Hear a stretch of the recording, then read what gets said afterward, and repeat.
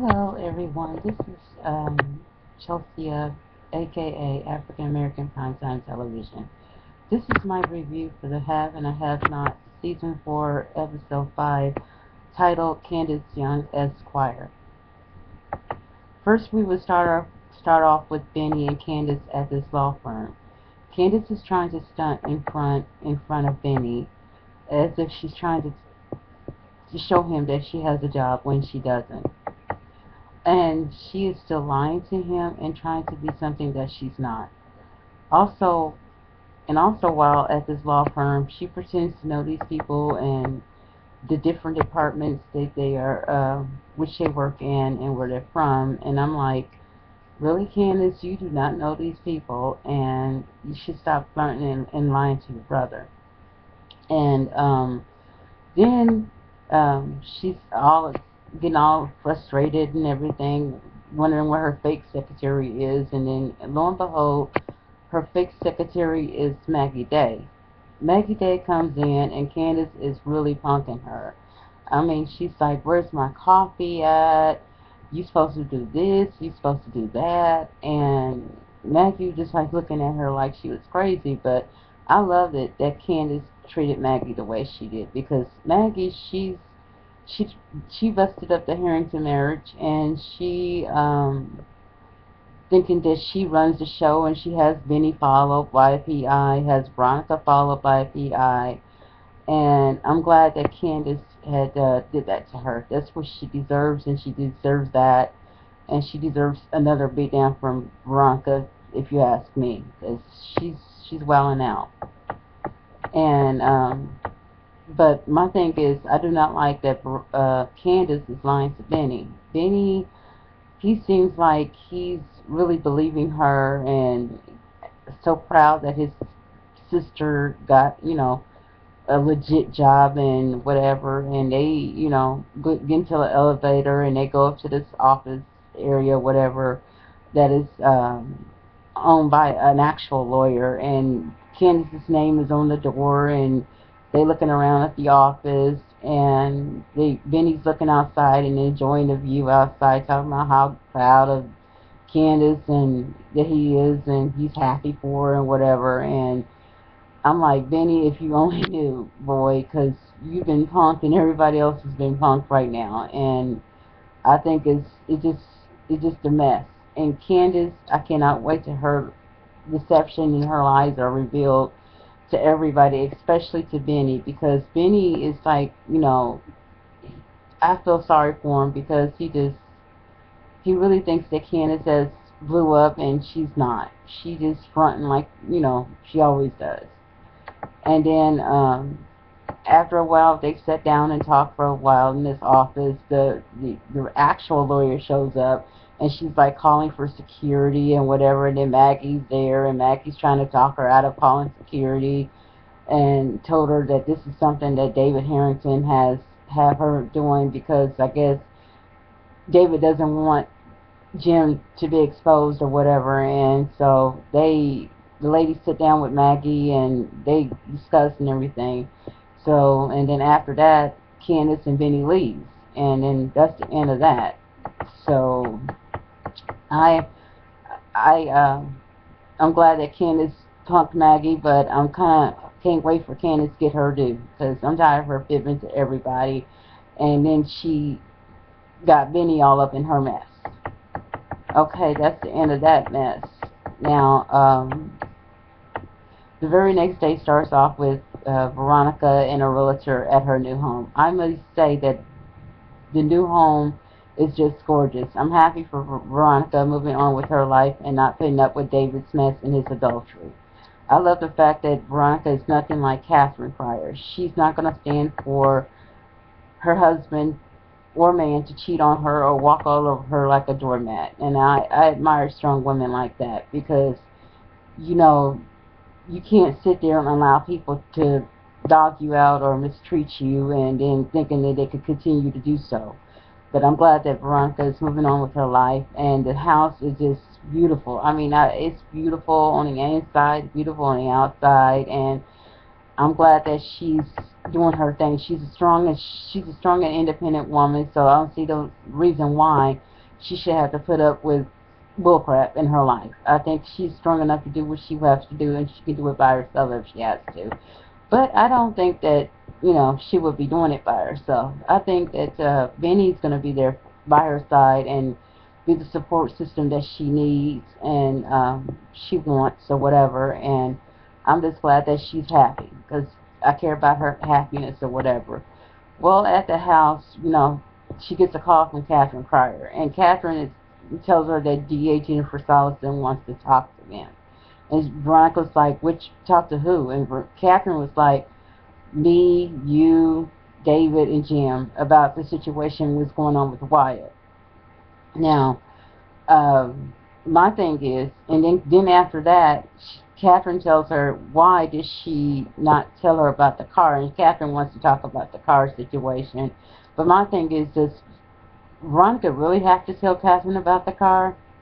Because Catherine didn't tell Veronica about her cancer situation. She divulged information to Hannah, but she didn't say anything to Veronica about it. And if Veronica was supposed to be her best friend, you would think that she would tell Veronica about it, but she didn't. So I don't think that Veronica should have to tell her about the car or anything else that she doesn't want her to know. If Veronica doesn't want Catherine to know about the situation with Benny or the car, then that's, Veronica's right. She doesn't have to say so.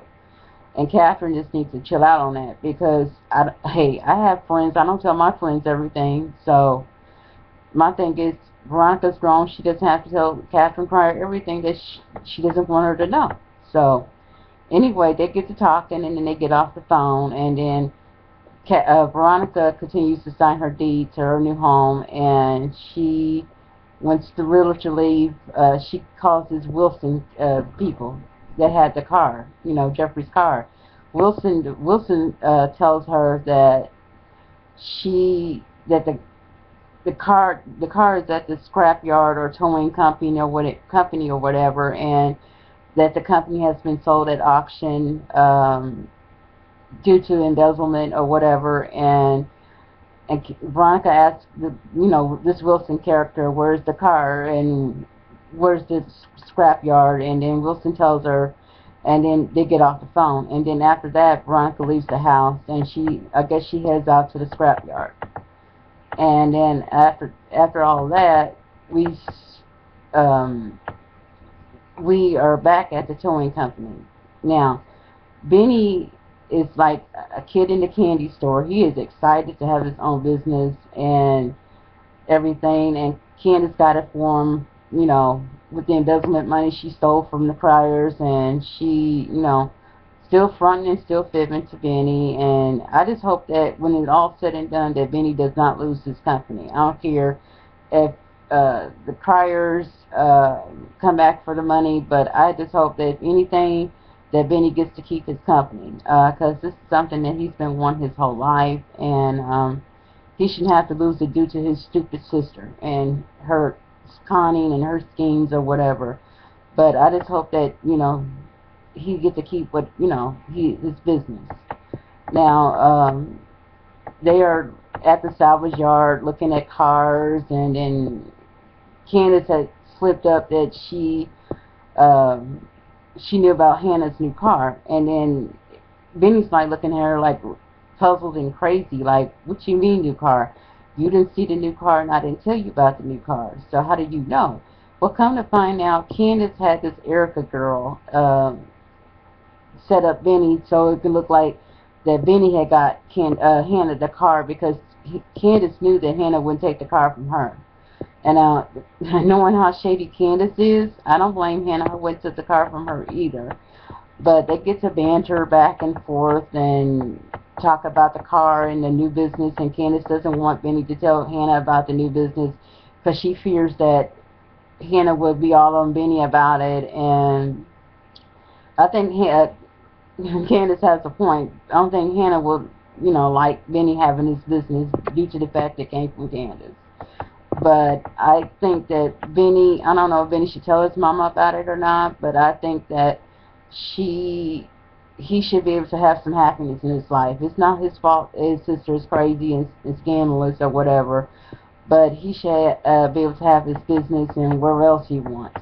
Well, after they get doing bantering back and forth about the car and the business, Veronica shows up, and she sees Benny and Candace there, and Veronica is shocked to see them there. Both Benny and Candace are puzzled as to why Veronica's even there in the first place, but I must say that Candace was very rude to Veronica. She had no right to speaking to her in that manner whatsoever. And I love how Benny defended Veronica to Candace too. That's a mark of a great man to stand up for a woman who has had his back, and I think they're really falling for each other. And Candace called Veronica a very derogatory name, and Benny hurried up and checked her. Thank you, Benny. Well, after all that back and forth stuff between Benny, Veronica, and Candace, uh, Veronica leaves, and Candace, may I add, is one nosy hussy. And I love how Benny and Veronica played her simple behind and off too.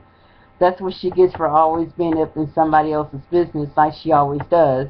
And I love the goodbye exchange between Benny and Veronica too. Great acting by Tyler Letley and Angela Robinson. Thank you. And this Wyatt being in jail thing has me all tied up in knots. And I am still very mad at Jim for doing this to him. He doesn't deserve this at all. I'm talk. He doesn't deserve this at all, and it looks like he is about to be raped by this ruthless inmate. Jim, please hurry up and get your son out of there before he is killed or something. What kind of father are you to do this to your son in the first place? I am very glad and thankful that you're not my father. Benny and Hannah has a scene in the show too. Benny arrives back at home to find Hannah sitting on the sofa watching TV. And they were talking about Candace and his fake job situation, and Benny was trying his best to defend his super shady, scandalous sister to his mama, and then after all of that, Benny gets up and leaves out once again, and then Hannah brings up the Veronica situation to him once again. Now, I love Hannah, but she really needs to let that go. Benny is a grown man, and it is what it is. So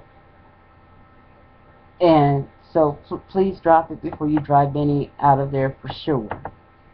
Well, at the tow truck company, Benny looks like he's rigging up this white pickup truck passenger side seatbelt, and he calls Ford for some crystal meth. Well, I ain't going to tell no story. That really puzzled me. I'm like, for real, Benny? You gonna ask Ford for some crystal meth? But then it hit me. Benny's going to plant the crystal meth on Quincy once he gets him out of jail. And I say, you go, boy. I'm telling you, I am falling more in love with Benny every episode. And Tyler Lepley is definitely hitting this one out the park for sure. And Jim and David are at the Crier's house having this heart-to-heart conversation. Man, these two are straight idiots. Neither one are good husbands or good fathers for that matter. And Jim is the worst of the two, of course. So while your son's getting molested by priests, you are out messing around with Selena of all people. Really, Jim? And while your daughter is drowning mentally, you are being held hostage by the woman you messed with and messed over. Jim Crier, you shut up. You are the worst parent on the show. And also, one of the reasons why I hate David Harrington so much is because of his blind devotion to Jim. He knows Jim is dirty, and yet he covers for him, even at the expense of his own family and their reputation. Both of those bozos can just shut up.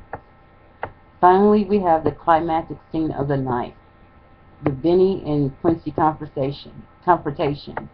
Boy, this scene had me on the edge of my seat. Benny arrived at the jail to bail Quincy out, and he marches up and gives the woman at the desk money to bail Quincy out, and he asks her what door will Quincy be coming out of. She tells him the back door and to sit down and wait until the paperwork is done.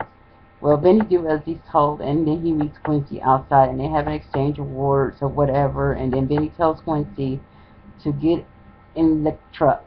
So Quincy gets in the truck and starts running his big mouth at what he did to Hannah, what he would do to Candace and Benny. This makes Benny very mad, so he accelerates the truck speed, and the next thing we see is Benny and Quincy fighting over the steering wheel.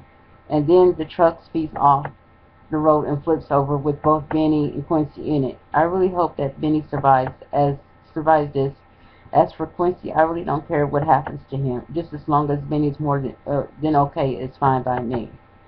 Well, everybody, this is my review of the Have and the Have Nots, Season 4, Episode 5, Candace Young, Esquire.